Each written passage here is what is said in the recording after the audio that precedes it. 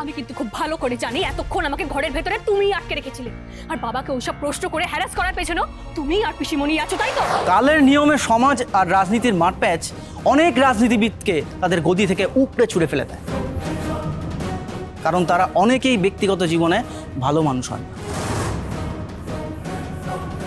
যেটা তাদের রাজনৈতিক কেরিয়ারে প্রভাব ফেলে। তাহলে আমিও জানতে চাই, বীরেন্দ্রবাবুর ক্ষেত্রে কি সেটাও হতে পারে? এই যে মন্ত্রীমশাই, ওনার আর ওনার মেয়ের সম্পর্ক ঠিক নেই, একজন বাবা হয়ে মেয়ের মুখ দেখেন না, মেয়ের সঙ্গে একটা সুস্থ স্বাভাবিক পারিবারিক জীবন কাটাতে পারেন না, এটা কি কোনোদিন গিয়ে ওনার সুস্থ রাজনৈতিক জীবনে বাধা হয়ে দাঁড়াতে পারে? Enough is enough. আমার ব্যক্তিগত জীবন নিয়ে একটা কথা শুনতে চাই না।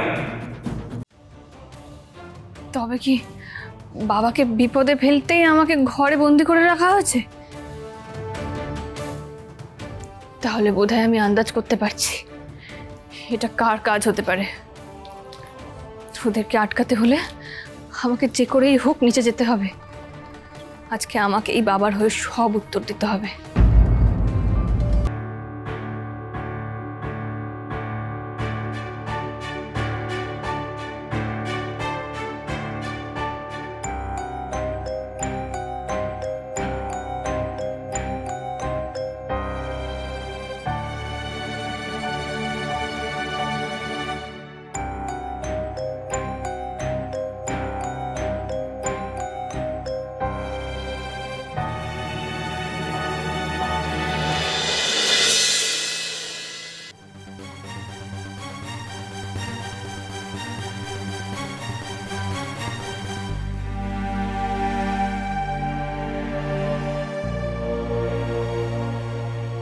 শাওন এখানে কি করছে? ও ও ঘর থেকে বেরোলো কিভাবে? শাওন, আমার সামনে থেকে সরো মন্দার, আমাকে ভেতরে যেতে দাও। আজকের প্রেস মিটে তুমি কিছুতেই যাবে না। তুমি আমাকে আটকানোর কে? হ্যাঁ, আমি কিন্তু খুব ভালো করে জানি এতক্ষণ আমাকে ঘরের ভেতরে তুমিই আটকে রেখেছিলে, আর বাবাকে ওইসব প্রশ্ন করে হ্যারাস করার পেছনেও তুমি আর পিসিমণি আছো, তাই তো? আর একটাও বাজে কথা হবে না। চলো, তুমি প্রেস মিটে কোনোভাবে যাবে না, আজকে ঘরে থাকবে। শাওন, আমিও দেখি তুমি আমাকে কি করে আটকাতে পারো।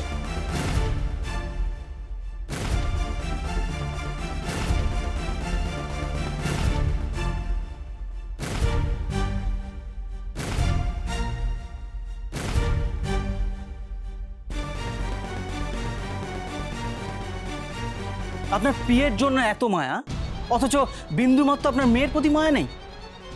তাহলে স্বীকার করুন না স্যার, আপনি ভালো বাবা হয়ে দেখাতে পারেননি, মেয়ের দায়িত্ব সামলাতে পারেননি।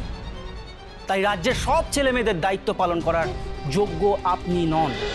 আপনারা যারা পাবলিক ফিগার, তাদেরকে তো সবার আদর্শ হতে হয়, সৎ পথে চলে সবাইকে সঠিক পথ দেখাতে হয়। কিন্তু আপনি একজন সাধারণ বাবা হয়ে নিজের মেয়েকে সঠিক পথ দেখাতে পারছেন না, তার আদর্শও হতে পারছেন না। তাই এই কারণেই আপনার পদত্যাগ করা উচিত স্যার,